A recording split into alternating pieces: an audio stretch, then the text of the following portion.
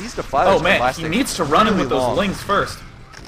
If he gets one more swarm right at the expo, awesome. Oh wow! Look at that. Lurkers are actually getting into the natural expansion. What is going on? Only Oh, big attack at the front of the Zerg base, though. Yeah, big attack in front of the Zerg base. I don't know. I think the Zerg should be able to hold here, actually. Yeah, he should. Oh my! So this counterattack is not fruitful. And meanwhile, oh geez, I just moved the camera angle. That's not good. But it looks like it's going to catch a lot of SCVs here. What is going on with Yosh's play? I mean, this is just very interesting. This turn of events.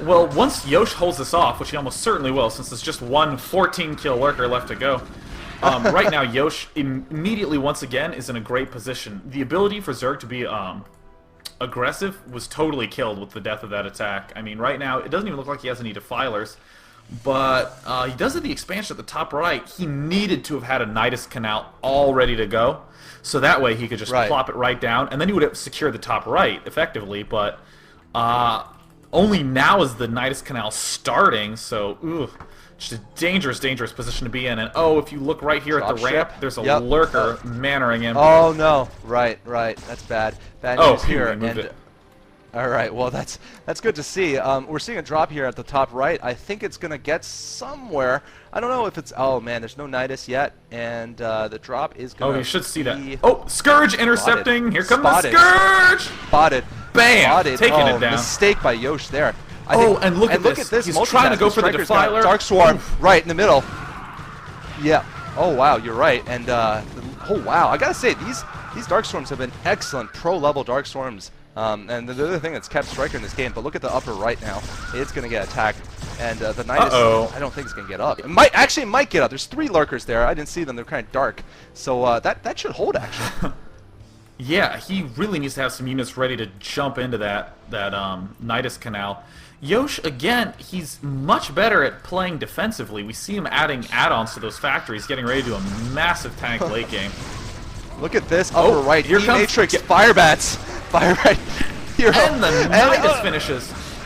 Nidus finishes. Oh, and the lurkers get there, and the vessels are vulnerable. If Yosh doesn't get them out of there, I think some Scourge might be following. We've been seeing good Scourging this entire game, and yet another attack fails. I gotta say, the defensive Stryker, defensive capabilities have been amazing. Meanwhile, though, I mean, Yosh is just taking the bottom, all the bottom expansions. He is ahead in expansion count, actually, and that obviously is going to mean a long-term victory if Stryker can't, super expand right now or get some kind of deadly attack off.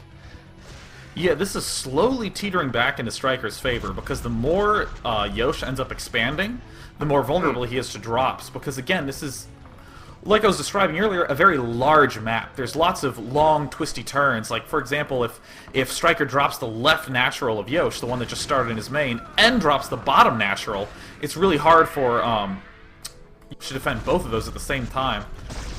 And also to comment a little bit on what you were saying about differences between foreigners and Koreans, one of the biggest ones is that a lot of foreigners are really bad about making enough Scourge. You need to have a lot more Scourge out there, and it looks like he's going to get up the ramp. He's got to get up the ramp, I know.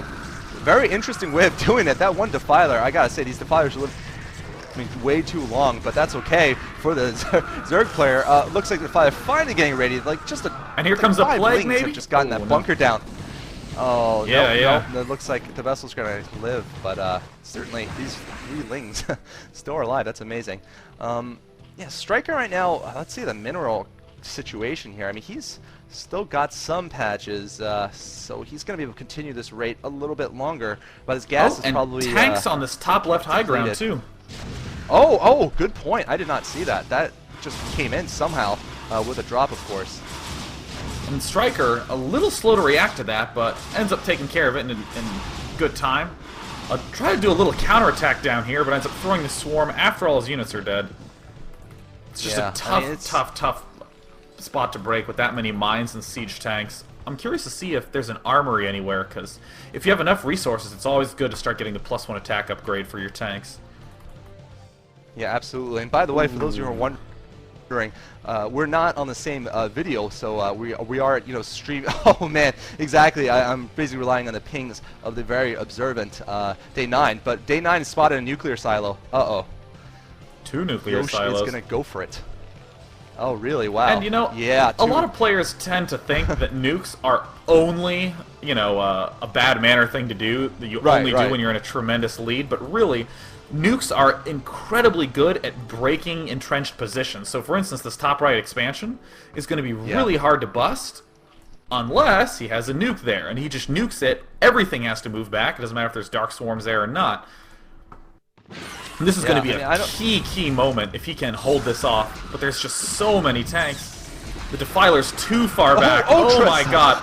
Ultras pouring in from the left, though. Where did those come from? Ultras are always fun to see. And now Lynx. Where's the swarm? Now the Lynx. Oh, no swarm, though, unfortunately. Oh, 2 tanks survived, but that's going to buy him time, I believe. There's a swarm. Only 1 Hydra. Now some Lings. Are they going to get there? They are going to get into the protection of the swarm. So once again, it looks like he holds somehow. The nukes are going to come and play. I mean, I thought the game could have been over right then. Oh no! Marines have actually lived. Somehow they've broken through the Dark Swarm and the Lings, and now they're going to three of them. I think that actually should go down. 3 of them. But yeah, those 3 Marines. They're going to pose quite a bit of trouble for that expansion. Quick. Yeah, that expo may actually go down, in fact. Yeah, this is the way that you play late game Terran versus Zerg, is you just pound your opponent apart with so many units. More than even seems reasonable. Right, 2 Marines left of the 3 Marines. Lings are being rallied. Oh no. Oh no, they're not attacking. Alright, they're going to take down the... But it doesn't matter. In the front, there's a huge attack coming in. And this time, I think Stryker might be on empty here. He doesn't have the Nidus. He doesn't have that many units in the front. He does have Lings pouring in from behind, but it's only Lings, no Ultras. I think that big wave of Ultras may have been his final chance of coming back. I mean, right now, looks like his upper right's dead. And that's going to make Yosh officially, I think, 2 bases ahead. And that's just game winning. Yeah, it's an impossible situation for Zerg to win in. It's just the worst feeling in the world, and that expansion that you've devoted so much energy to saving with Defilers and everything just finally falls. I mean, even though, you know, look, Stryker's able to take out the top right. Oh, where's this? Where's this? We're going to have to look for front. At the natural expansion right here. Yes, I do see it, yeah. Oh, and the Overlord's straining to get there in time. The Overlord, the nuke's off! There it goes! Alright, well, it gets GG from Stryker. So, wow, you know, in Yosh's pregame interview, I do have to note that Yosh did say we could see, you know, nukes, battle cruisers, everything, including infested Terrans, I guess, for his opponent.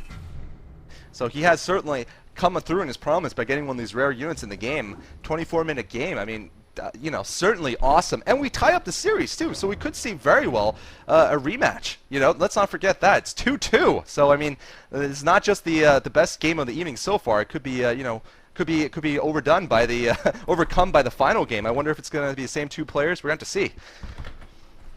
Yeah, I mean, clearly the best game of the series we've seen so far.